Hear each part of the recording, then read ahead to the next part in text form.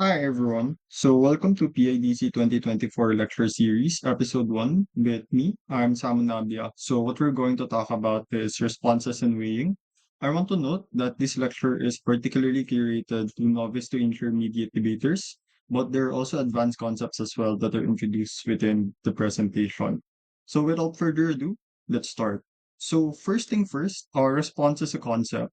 The definition explained by Woodsy 22 Debate and Judging Manual is rebuttal simply refers to any material that engages directly with arguments raised by the other side.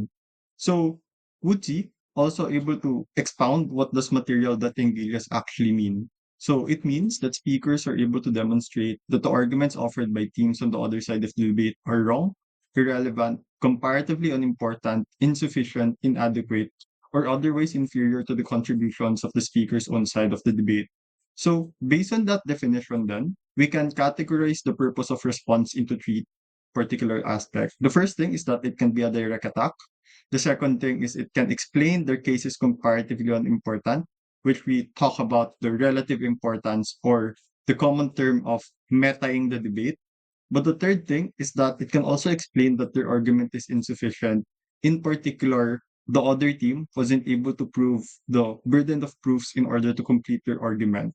So I want to note that in the event that you're actually going to do your debate speech or in a round, right, there are always two questions that are very important that you should ask yourself. The first thing is, what do I want the purpose of my response? So the first question, we're able to already answer that, i.e., the three purpose of response. The second question is, what should I respond? Right? Because in the debate, where the debater speaks for 7 minutes, that means you're not going to obviously respond the full 7 minute speech. So you need to prioritize what to respond. So in order for us to answer the second question, let's have a recap first on what does an argument structure looks like. So the usual argument structure is there's a claim, there's the analysis, which explains why the claim is true, there's the impact, what is the effect of the claim, there's weighing, and there's also the conclusion of the argument. So if you're going to look at that, or at least on my end, the way I see arguments is that they are dominoes. So once you respond, for example, to the analysis, the link will fall, right? Because impact, weighing, and conclusion is contingent on analysis. So with this in principle in mind, then we can able to identify the following pinpoints to respond within that 7 minute speech of the other side. The first thing, of course, is you're going to respond to the analysis. So analysis is just a broad term, but this includes but not limited to, for instance, characterization on what is the nature of X, or mechanization, the arrow that connects A or analysis to B analysis, or particularly to the impact. The next thing is there's also impact, i.e., the effects of the claim, and there's also weighing, i.e., the metric of the claim. Analysis can also include the usual discussion, for instance, effectivity analysis, likelihood analysis, and capacity analysis. So those are the things that you're able to actually respond to. So the strategy then, when you're going to respond, is identify where the case is reliant or contingent, and then prioritize to respond to that. So this applies to both positive and negative material of the opposing team. So positive argument or positive material means any argument that advances their side. Negative material is anything that harms your case or your arguments at the end of the day. So in those aspects, the same rule applies. You just identify where is the case reliant and then focus your time on debunking that. So the response structure that I usually do in my debate speeches, it consists of 5 steps. So first step is what did they say? The second is meta call out. The third is not true. The fourth is even if. And lastly is conclusion. So we're going to go for them one by one. The first thing then is what did they say? So the purpose of step one, of course, is to signpost to the judge to track what part of their speech are you responding to. And this is important because you need to explain to the judge that this is the particular aspect or line of analysis that they want to engage so that judges are also able to track that in their own respective notes. So what did they say is just equals to what do you want to respond. And in terms of this, you just make it short yet concise. So an example here is government or opposition said X. And in terms of sharing my observation, the usual intro into this trend, particularly when I try to watch debate rounds in YouTube or when I go to judge in certain competitions, whether it may be in local or international tournaments, the usual strategy of debaters to introduce their response is to, as early as they're going to say government or opposition is contingent on X, where X is the foundation of the opposing team. If we're able to defeat or if we're able to disprove X, then we win the debate. So that's one thing then that you can actually try to incorporate in your own style of debating in doing the responses. After doing the step one, then that means you know what to respond and you're able to at least summarize in a short and concise manner what you want to respond. The next thing then is to have a meta call out first. So I want to first clarify particularly is that there's a misconception that meta and weighing are the same, but in fact they are not. Because meta is debating the debate. So it explains on how X engages in the round itself, where X might be an argument, X might be an impact, or X might be a metric. Weighing then is the specific metric or standard that you impose to assess a certain impact or mechanism. So this is the usual thing that we know, for instance, scale, gravity, vulnerability. But for those who doesn't know weighing yet, note that I'm going to discuss them later in the presentation. So there's a difference between meta and weighing. So the purpose of meta call out is to respond to call out the judge the insufficiency of their argument. So this is one of the purpose as mentioned earlier, because you're trying to attack the quality of their argument. So to have a meta call out, you must first identify the lapse of their argument, i.e., did they really prove the burden of the argument or not? If not, after you're able to identify it, one, explain the lapse of the argument. And the second thing is explain the relevance of the lapse within the debate. So, for instance, if you're going to call out that government wasn't able to prove the analysis or the effectivity analysis of this certain claim, that already casts a shadow of doubt, particularly on the effectivity of their impacts or dilutes the benefit of their impacts.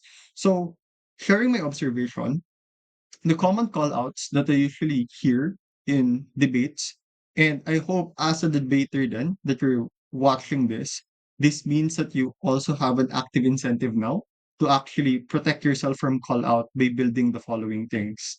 The first thing is the usual call out is that there's a lack of incentive or capacity analysis. So incentive analysis is essentially to explain why the actor would want to do certain action. Capacity analysis is the discussion on can the actor really do the impact that you want to prove it in the debate. The next thing is the lack of counterfactual or comparative or model. And I think this is very crucial. Like for instance, if this is a THBTX should, or if this is a this house regrets, or if this is a, of course, this house would, right? So note that in certain motion types, models are necessary, or at least you need to explain what your comparative looks like within the debate, because debate is always about comparatives. The third thing is lack of mechanization of the claim to the impact. So that means usually debaters then tends to be assumptive in their claims because they're unable to prove the link between their impact towards to their claim. So I have an example here for everyone to or for the audience or viewers to actually visualize meta call out. So this is the sample motion that I'm going to use throughout the response lecture. So this how supports the rise of alpha male influencers on social media. For instance, Ant Middleton. This is one of a lecture motion, particularly in Ignite Debate Open 2023 or 2022. So government argues that the rise allows for young men to have good men role models in their life. This is a benefit as it allows them to absorb healthy habits, values, and mindsets to grow into a healthy adult. This is important as not only it affects them in the short term, particularly on their psychosocial development, but it also compounds them in the long term. So a sample meta call out then that you can actually do in this argument or in the argument of government is to call out that government's argument is contingent that the rise of alpha male influencers are good role models, but they weren't able to actually prove structurally why is this a case. So this alone then casts a shadow of doubt on the likelihood of their impact of their claim. So that's how, or at least one example, that you're able to engage in meta call out. Because government is trying to link that the rise allows for good role models, but they never prove the mech that exists there. The next step then, after we're able to do meta call out, is that of course you still want to directly engage in the claim. So we can say then that it is not true. So the purpose of this is obviously is you want to directly attack the argument of the other team to explain why they are wrong. So, how do we disprove usually? So, the first thing is provide the counter frame and explain why your frame should be prioritized or particularly more realistic. So, an example here is we want to prioritize our frame because our frame applies majority of cases. So, that's one example for you to prioritize on why the judge should credit your frame in comparison to the frame of the other team. Or you can also explain why your counter frame is simply more realistic. So how do we prove that our claim is or our frame is more realistic?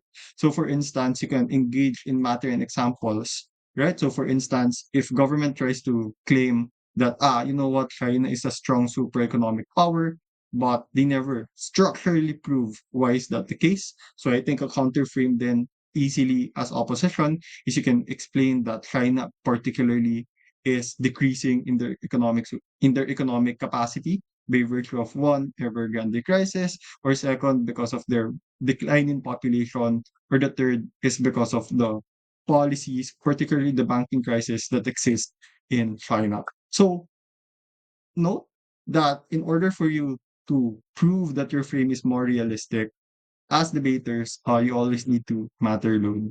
The next thing or the next way we can actually disprove an argument is to break the mechanization link, right? So A can lead to B, but B does not lead to C.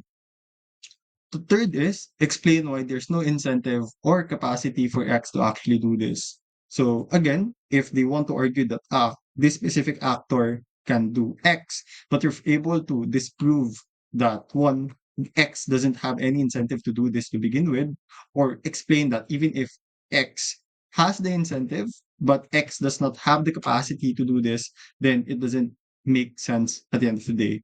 So sharing my observation, two things. The first thing is I think there's some tendency for debaters to skip this part. So I think usually debaters try to mitigate the argument rather than to disprove them. So I think it's high time for us to revive to actually be engaging.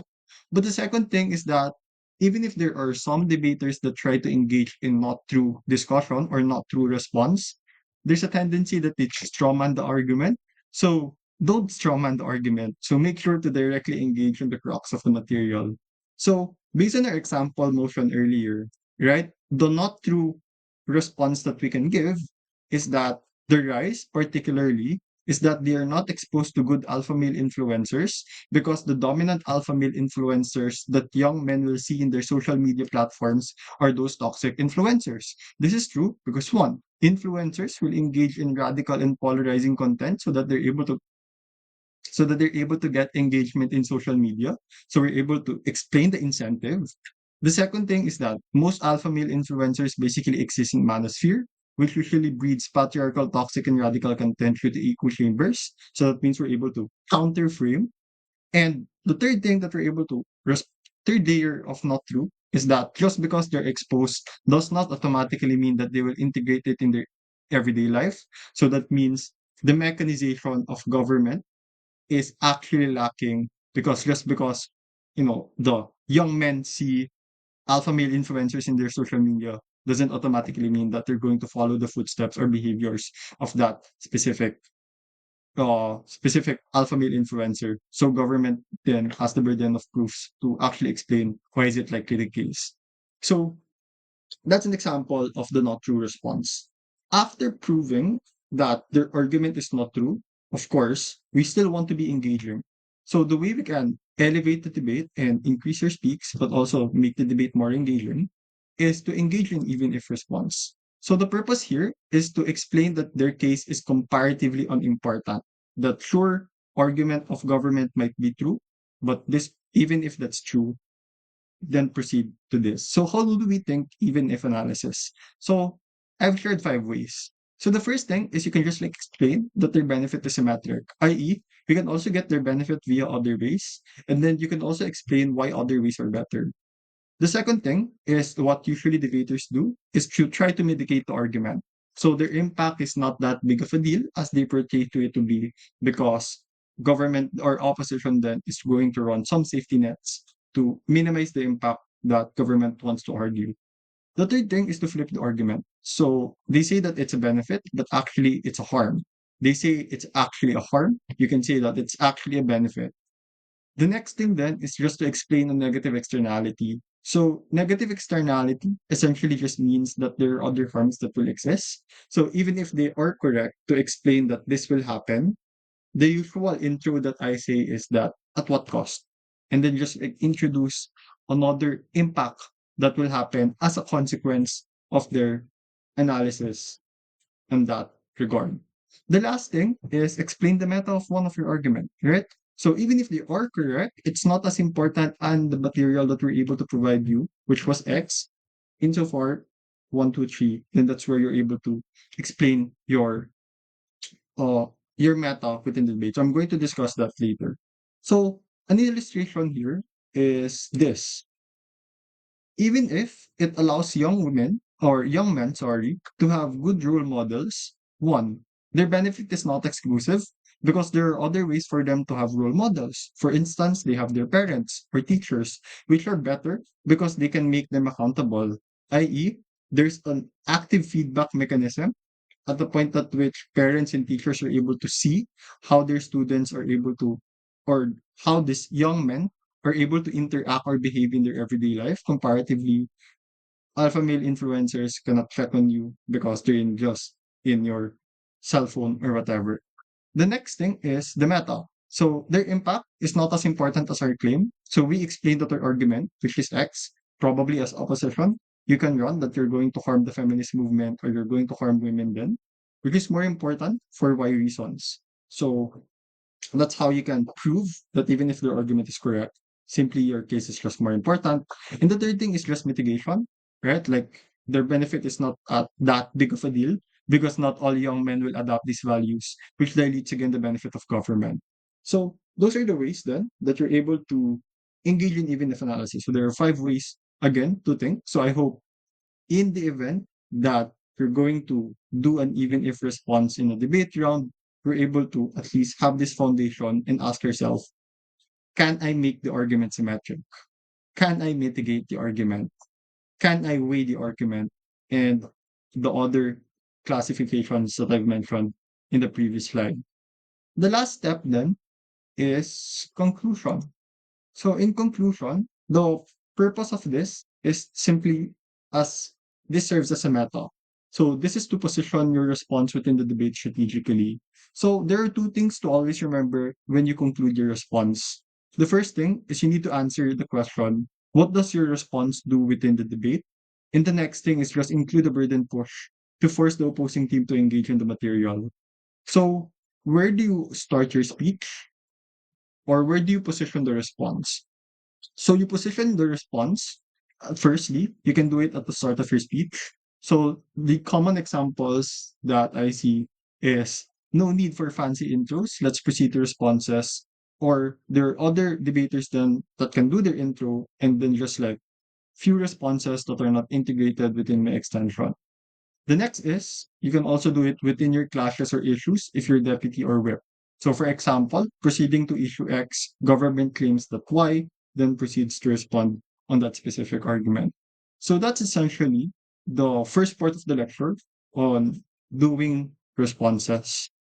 The next thing then that we're going to talk about, or before that, I'm just going to prove the conclusion. So the conclusion here just to complete the argument or just to complete our response in the government argument is that all of our response then proves that government cannot get their impact And even if they can, it's still not the most important thing within the debate. So for them to have standing benefit within the debate, they first need to engage to our material or else they lack engagement. So if we're going to look at in this conclusion, first, it explains or it positions the response, particularly in a way to explain that their case is not as important or the fact that they cannot get their impact because of the lacking analysis that the government wasn't able to prove. But the second thing is that you're also able to force the next speaker of the government to engage in your material because you call them out particularly explicitly, right? To also judge if they're able to do it so that just reduces their engagement because the next government speaker wasn't able to engage on that one. The next thing then is weighing. So we're going to talk about weighing. So in this regard, I also want to share what Woodsy Manual states. So teams are allowed to debate what criteria should be used to assess whether a policy is good as part of arguing that it is in fact good. Judges should adjudicate this debate about criteria. They should not just apply their own preferred criteria.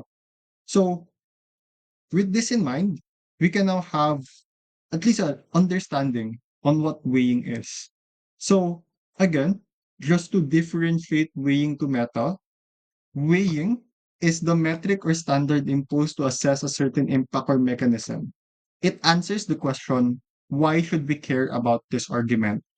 However, meta is aims to answer the question, how does this argument or framing relate to the argument or framing of the opposing team or of the whole debate at the end of the day? So that's the difference. So you can say that metric or weighing exists in a vacuum, whereas meta actually tries to encapsulate the whole debate. You can say on that end.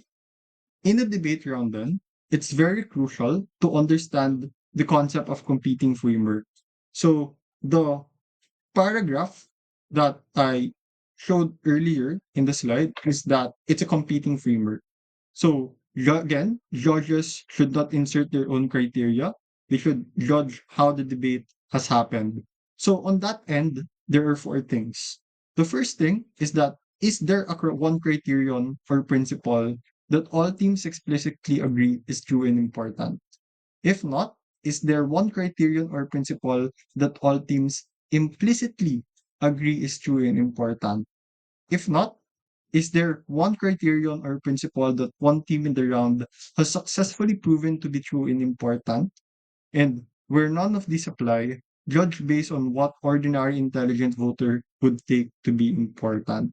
So an illustration then of competing framework is as follows. So the motion is this house would ban religious proselytization in areas of high socioeconomic deprivation. So in terms of judging the debate, the first question that you need to ask is there one criterion or principle that all teams explicitly agree to be true and important? So, assuming in this debate, government says this debate is about where we're able to protect poor people, and opposition explicitly agrees to the metric and proceeds to debate on that class. So, on that end, since government and opposition agrees that this should be the metric, as that judge, you need to assess the debate based on which team is actually able to protect the poor people. If not, is there one criterion or principle that all teams implicitly agree to be true and important? So, in this scenario, government doesn't explicitly say that we need to protect poor people, but based on their priority, based on their framing, based on their arguments, based on their focus in their speeches, they basically spend a lot of time arguing on protecting the poor people. And similarly, opposition do it as well. So with that in mind, even if it wasn't explicit, but both material were basically clashing and most teams prioritize this certain discussion about poor people, then as the judge, you need to assess again the debate on where is the poor people better off and who will win that debate. If not, is there one criterion or principle that one team in the round has successfully proven to be true and important? So in this case, if opposition argues that right to practice religion is the most important thing within the debate, and they're able to prove that this is true and important, then probably opposition can win in that certain debate round. So another illustration, just to really solidify that you're able to understand competing framework, because this is important, of course, for the judge, but also as a debater, so that you're able to strategically position yourself within the round, even if it's only Asian parliamentary, where there are two teams, government and opposition, because you still need to position your arguments on that regard. An example here is this household ban smoking. So in this case, there or in this debate, based on this model, is that there are three issues that were discussed in this case. The first thing is issue about public health. The second is issue on the economic consequences when we ban smoking. The third issue is smoker rights.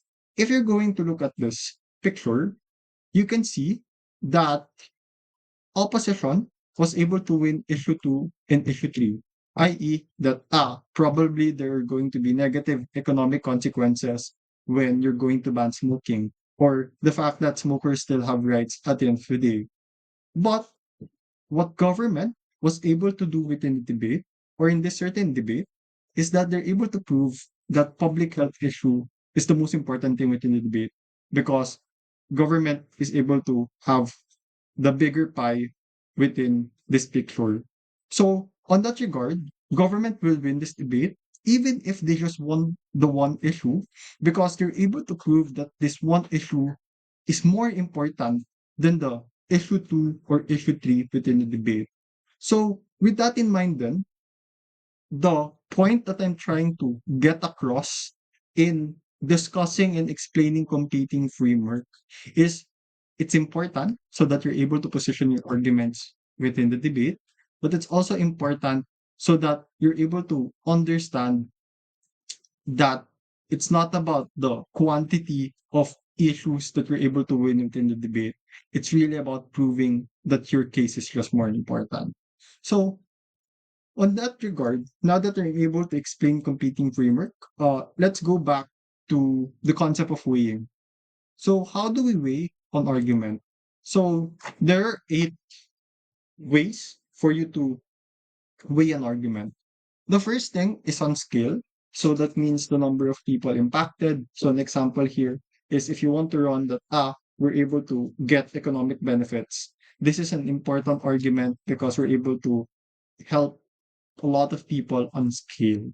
So that's an example on how you can apply the scale. Basically, if your argument or if the impact of your argument is that you're going to help a lot of or a number of people are going to be impacted, whether it may be harm or good. The next thing is gravity. So which is the magnitude of impact. So gravity is different from scale because, for instance, red tagging. Red tagging doesn't affect a lot of people, particularly, so that means it's not on scale. But you can argue that red tagging is bad by virtue of graffiti. Because when red tagging happens, it's an irreversible harm that exists particularly to this victims or for this activists because they're being violated of their due process or the fact that other people are going to harm them just because they're practicing their freedom of speech. So that and the magnitude of impact that exists on that harm is just severe. That's why we need to care about this argument. The next thing is vulnerability. So vulnerability is just assessing the need of the stakeholder. And I want to have additional concept here because I think the automatic conception when we hear, this is the vulnerable actor within the debate or this is the vulnerable person within the debate is that these are minorities. While I agree that usually vulnerable actors are part of the minority, I want to introduce the concept of minority. So, minority of minority, essentially ask yourself in this particular vulnerable group, who is more important that we need to attend to or that we need to care into. So an example here is, for instance, women. Yes, women are part of the vulnerable sector, are vulnerable actors.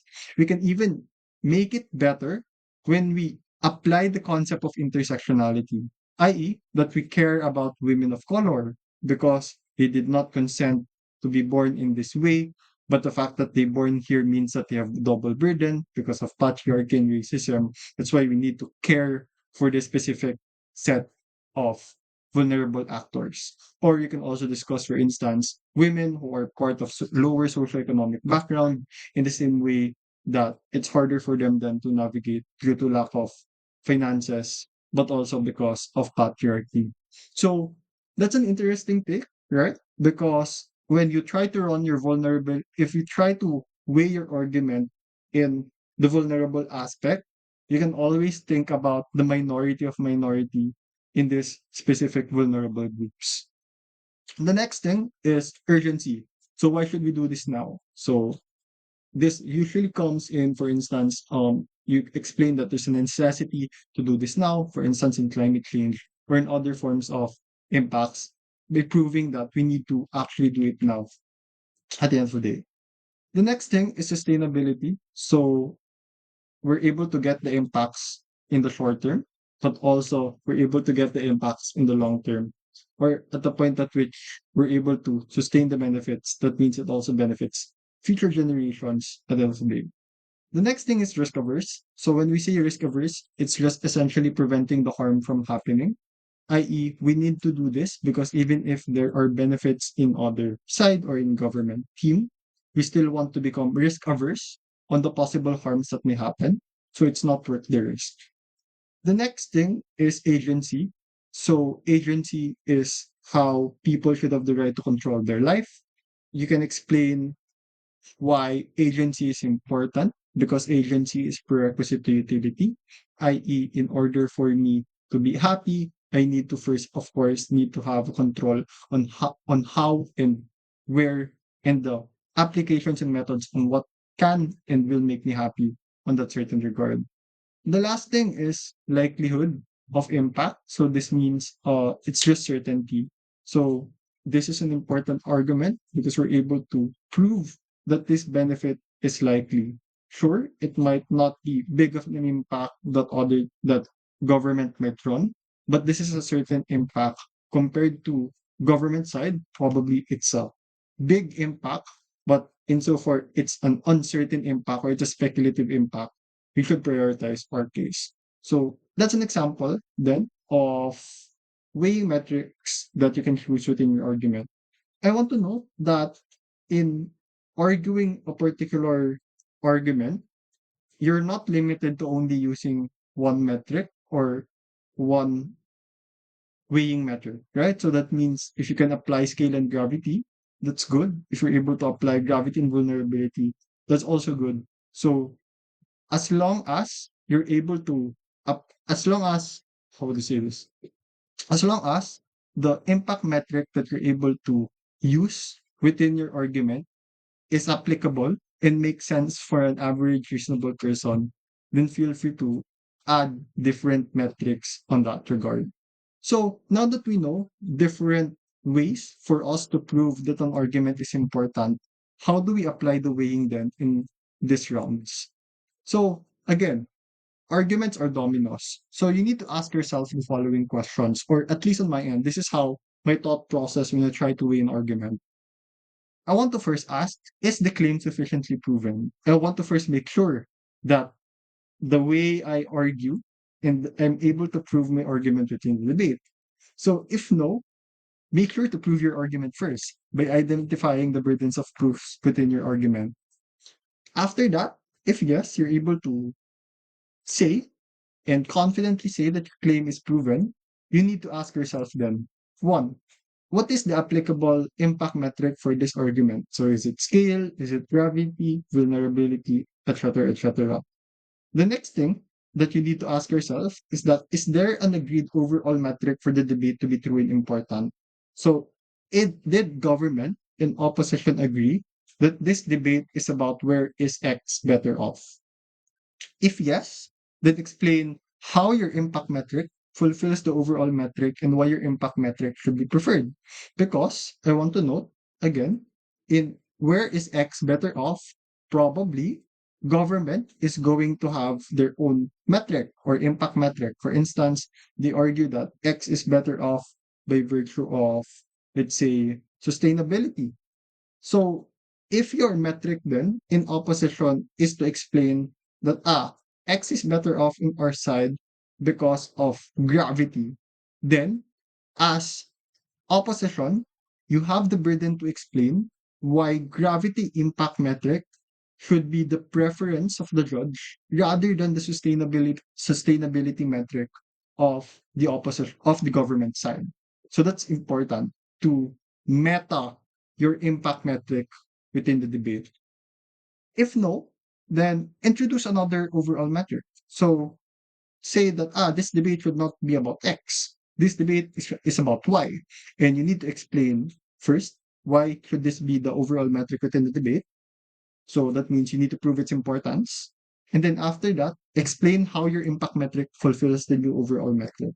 So that's essentially the thought process on how I apply the weighing and the questions that I think in my mind when trying to position the argument within the round.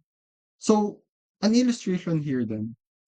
Illustration, this House believes that advocacy for indigenous people should prioritize influencing general government policy over obtaining legal recognition of their status in historical grievances.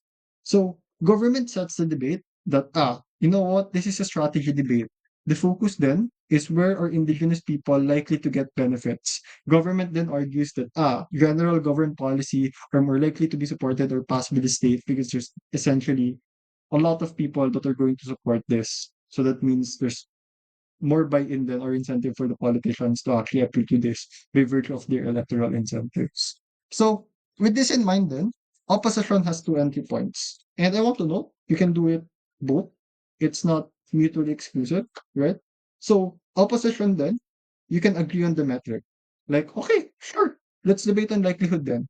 So the entry point then for opposition, if you're going to agree on the metric, is you can either run positive or negative case, right? You can run a positive case, which essentially means that you're able to prove the likelihood for legal recognition of status to be passed. For instance, because legal recognition needs jurisprudence and the fact that there are already jurisprudence that exists on how indigenous people are granted rights. So that means it's easier for us to actually do this, or it's likely for us to actually engage on this one. Or you can run negative cases why general government policy is unlikely to be passed. Or you can also say, even if it's likely to be passed, it's not as targetative on the policies that will actually benefit indigenous people at the end of the day. So on that end, you can already engage on the likelihood, or essentially you're engaging on the likelihood metric that government proposes. Or the next thing is that you can set another metric, right? So no, this debate is that independent of likelihood of the advocacy approach, you can run as opposition. It's a positive case that this is a process of truth telling. The way then on how obtaining legal recognition of status in historical grievances is basically indigenous people portraying it to the media and highlighting their struggles, etc. So that means it's essentially a good thing because you're able to have the catharsis by explaining their lived experiences towards to other people. So you can metric impact that this is agency, and agency is important because it's prerequisite to utility. So it's a good thing that indigenous people are able to achieve utility at a point at which the process, independent whether there's legal recognition or not, the fact that you're able to express it to a lot of people and probably a lot of people are going to appeal and empathize to them, that means you're able to get donations or other benefits, is a good thing. So you need to explain then, right? Why is that important value compared to the proposed metric of government and likelihood? So on that end, that's an application of weighing or of meta and weighing within the debate. Because I want to note that weighing is proving why your argument is important, but meta is explaining why that specific argument and positioning it within the round, how that can beat the other team's argument at the end of the day. So, with that in mind, final reminders then. Four things. The first thing is every response in weighing should have a purpose. So let's try to practice that. Don't just respond for response sake. Don't just weigh for us for at least you have a weighing sake. So always ask yourself, what do I want them to do within the debate? If you want to respond, what do I want this response goal? Do I want to disprove? Do you want to outweigh? Or do you want to call out that this their argument is insufficient? The next thing is now that you're able to understand or know the concepts, knowing doesn't equate to application yet. So don't be too hard to yourself. Applying the concepts takes time and practice, of course. The third thing is be dynamic and engaging. So, as mentioned, the beauty of debate is the multiplicity of approaches one can do in one speech. So, while, for instance, earlier I've provided examples on how you can respond to the specific argument of government, probably you also have your different responses, which is a good thing because that means, again, there are multiple angles that exist in debate. That's why this is a craft that I love. The last thing then is that while response and weighing are important, insofar debate is comparative, don't forget to prioritize your argument construction as well. Arguments are dominoes. So even if you have good response and even if you have good weighing, they're going to be moot at the point at which you're able to prove one, why your world is better off. Or the second thing is that you're able to sufficiently prove your argument within the debate. So, with that said, that ends the day one, or at least the first lecture for PIDC 2024. If there are any questions or clarifications, because we did it in an online setting, so I cannot ask for a Q&A session, feel free to message me in my Facebook account, and I'm going to respond to them, of course, to help you in your preparation in PIDC. So, with that in mind, thank you for listening. I hope you're able to have some value within this presentation, and good luck in the tournament. Thanks.